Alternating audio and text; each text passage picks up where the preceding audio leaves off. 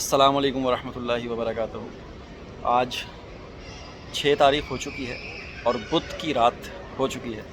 میں اس وقت لاہور پی سی میں بیٹھا ہوا ہوں اور ایک بہت ہی کمال کے انسان، بہت ہی زبردست رائٹر، بہت اچھے شاعر، بہت اچھے ایکٹر میرے ساتھ اس وقت موجود ہیں، افتخار رفیع صاحب، جنہوں نے مجھے پچھلے 4 گھنٹے سے اپنا قیمتی وقت دیا ہوا ہے۔ ہم نے کھانا ساتھ کھایا، پھر چائے ساتھ پی، اور پھر یہاں ہم لابی میں پچھلے 1 گھنٹے سے 1.5 گھنٹے سے بیٹھے ہوئے ہیں، اور ان کی باتیں سن سن کر بہت کچھ سیکھنے کو ملا اور ٹائم کا پتہ ہی نہیں چلا۔ یہ وہ شخصیت ہیں، ابھی پچھلے دنوں ان کی ایک بہت ہی کمال کی نظم تھی جو کہ بہت زیادہ مشہور ہوئی، کسی بشر میں 1000 خامی اگر جو دیکھو تو چپ ہی رہنا۔ تو میں چاہتا ہوں کہ افتخار صاحب آپ اپنی ہی آواز میں وہ نظم اگر دوبارہ سے مجھے سنائیں۔ جی، میں سب سے پہلے تو عاطف بھائی کا بہت مشکور ہوں۔ ان کی محبت ہے، انہوں نے میری نظم کو وائرل کرنے میں ان کا بھی ایک بہت بڑا ہاتھ ہے، کیونکہ انہوں نے اس وقت پڑھی تھی وہ میرا کلام جب بہت وائرل نہیں ہوئی تھی، اور یہ برمنگھم سے تشریف لائے۔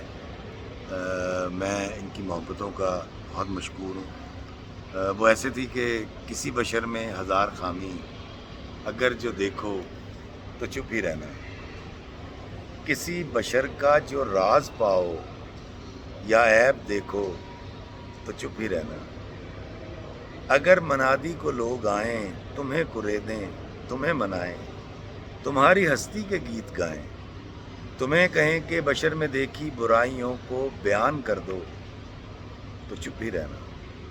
جواز یہ ہے، دلیل یہ ہے، ضعیف لمحوں کی لغزشوں کو، حرام نعتوں کی قربتوں کو، ہماری ساری خباثتوں کو، ہماری ساری حماقتوں کو، وہ جانتا ہے، وہ دیکھتا ہے، مگر وہ چپ ہے۔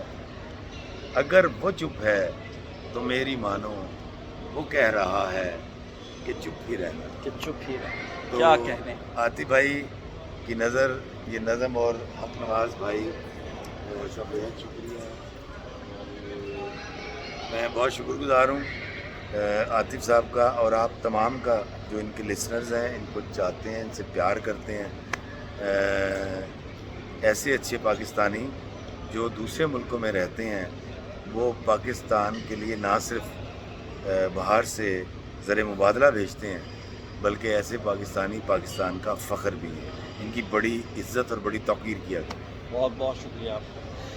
افتخار صاحب جتنے اچھے رائٹر ہیں، جتنے اچھے ایکٹر ہیں، جتنے اچھے شاعر ہیں، اس سے کہیں بڑھ کر ایک نفیس اور بہت ہی کمال کے انسان بھی ہیں۔ تو میرے لیے یہ اعزاز کی بات ہے کہ آج ان سے میری ملاقات ہوئی۔ اللہ حافظ۔